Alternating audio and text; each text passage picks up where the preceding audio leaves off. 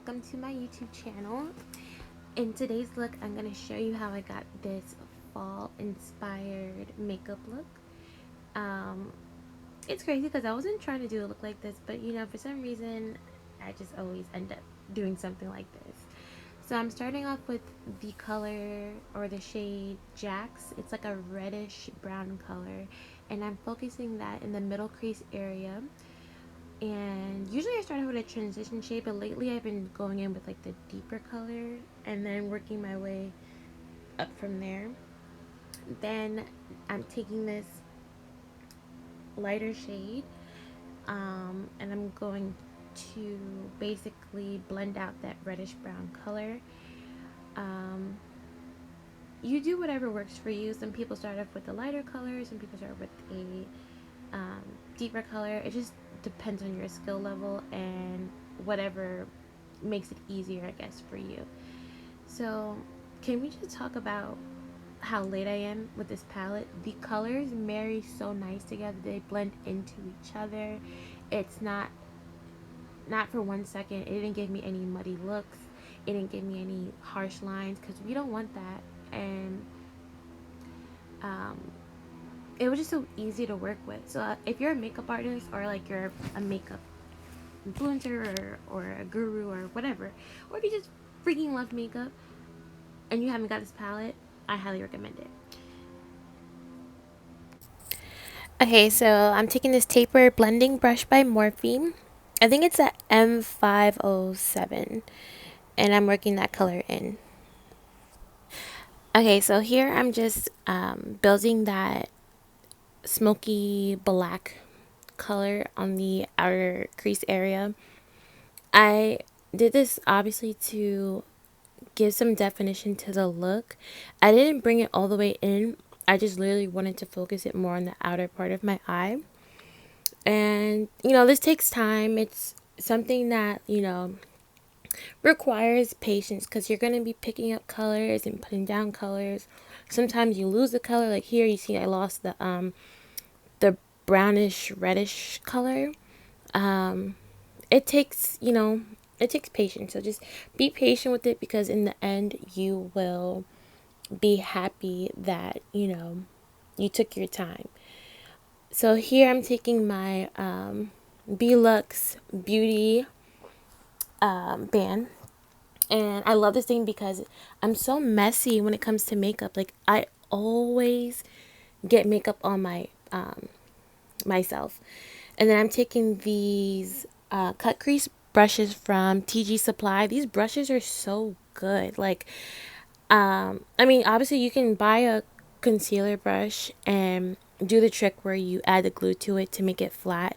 But these are just, they make it so easy. Like, look how easy it was for me to just create a cut crease because it was so, like, the edges are so crisp that, like, you won't have to sit there and go back and forth and try to, like, basically make sure it comes out perfect. This took me literally no time. And I used the P. Louise Acid Rain to cut my crease.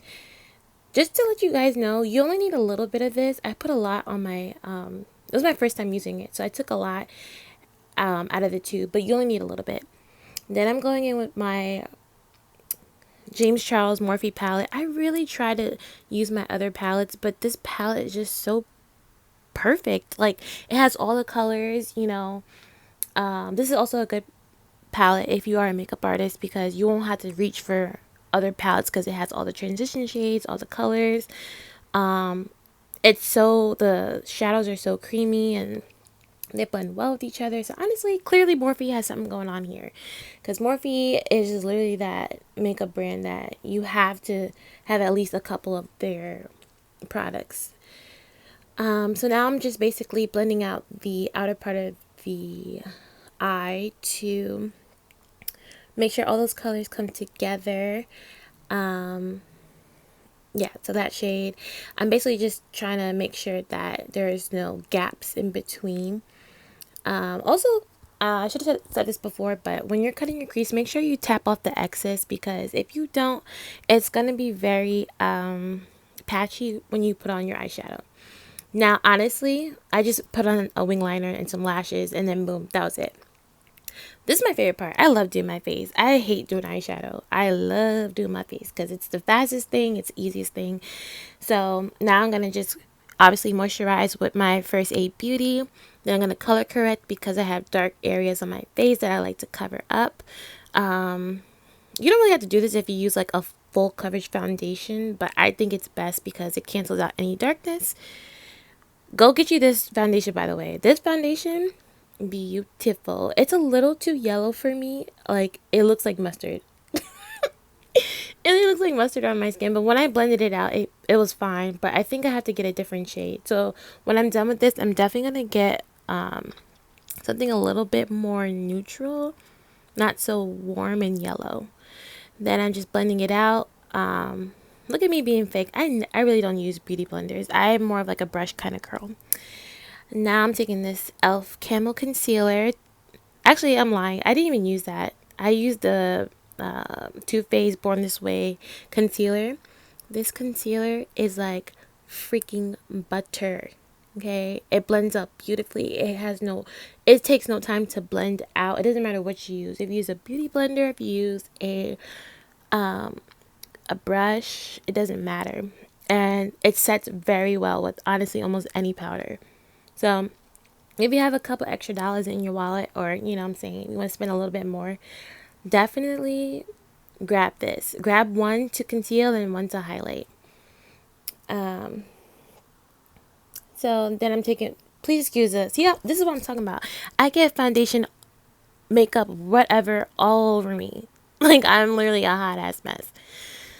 So now I'm concealing and contouring. I'm using my Fenty stick. I've been using these for a little while, and to be honest, these are very well, really good to work with as well. They blend out really nice. You'll see, it blends out really nice into the skin. It doesn't leave like a harsh line.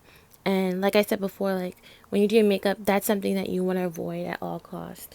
So I'm taking my Real Techniques contour brush, I think this is, or cheek brush. I literally blended everything out to the best I can, or until I basically said, you know what, I don't feel like doing this anymore. These Dermablend setting powders. So basically, I bought these because I see Jackie Aina talk about them, and I love Jackie Aina, so honestly, anything she says, I'm going to buy because that's just what it is. I really do like them. I feel like the powders are finely milled, so it's not too heavy. If you're looking for like a full coverage powder, this isn't it. But it seeps into your skin very nice. It sets everything very beautifully. I was really scared to use it all over my face, but I use it to carve out my contour. I highly recommend. I got them on sale from Ulta, but I would pay full price for these. So now I'm taking my blush because now that I'm addicted to blush, like I have to put it on. It sucks because like no matter what, blush is the first thing to go on your skin. But so if you go a little ham with the blush, it's okay because when your oils and act with it and all that stuff, it goes away. So it tones it down by itself. And then now I'm taking my Micro Smooth powder and I'm setting the rest of my face. Just in a way that that contour outline that I did with my powder. And basically anywhere I didn't set with powder or setting powder, I basically did that with the Micro Smooth. Now I'm just taking my glow kit from Anastasia. You know, another oldie but definitely a goodie. It's so good. It literally looks nice on any skin tone. Then I'm setting my face with this e.l.f. Honestly, I bought it from Target because I was like, damn, this looks nice. I hate setting powders that have like a scent to it because I don't know, I can't stand it. Then I'm taking this, I don't know what this is. I feel like it's like a lipstick, but it's like shaped into like a crayon or whatever from NYX. It's cool. It's nice. It gets the job done.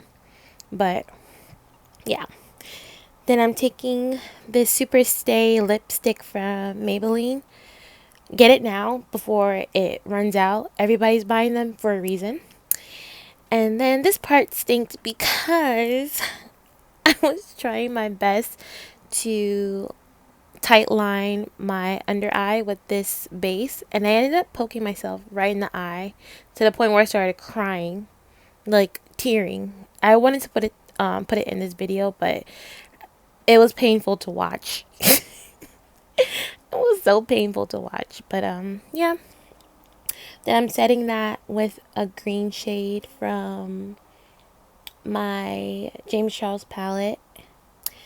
And yeah, this is where everything kind of went left for me. I had to take like 10 minutes away from doing makeup because I had to basically try not to mess up my under eye makeup because I was tearing profusively.